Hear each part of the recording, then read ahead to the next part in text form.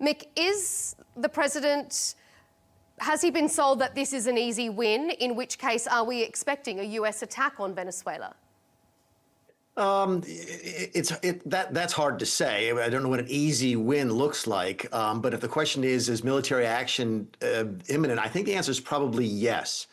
As a friend of mine in the Pentagon pointed out a couple weeks back, you don't put an aircraft carrier off of a foreign coast and not intend to use it. I think the issue then is, what is the nature of that military action? Trump ran on a non-interventionist sort of policy, getting us out of what he called stupid wars all around the world and so forth. He ran on that in 2016, 2020, and 2024. People ask me, what was our biggest accomplishment in the first term? And one of the things I always point to is that we were, I think at that time, the first president during my lifetime who hadn't started a war during his time in office. So this was a big deal for Trump in the first term. He did get a little bit of a taste of what the American military can do on that bombing raid they pulled off in Iran. And it was extraordinarily successful. He was praised, and I think rightly so, for it. And I think he's now wondering, okay, maybe that's not war to him. Maybe tomahawk diplomacy is not the same as putting American soldiers on the ground in a foreign country.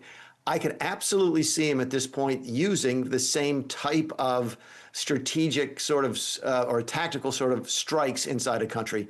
I still, however, cannot imagine he would ever commit American troops to set foot in Venezuela. It runs against everything that, not only that he's talked about, politicians change, they go against what they talk about all the time, but this really goes against his very DNA. He is a non-interventionalist. He's not a pacifist by any stretch of the imagination, but I can't imagine him committing American troops to invade a foreign country. And I think I think he would experience tremendous political pushback from his own base were he to do that. They'd be fine with some strikes, either through air or through cruise missiles and so forth. But I don't think that his folks would support him in putting troops on the ground.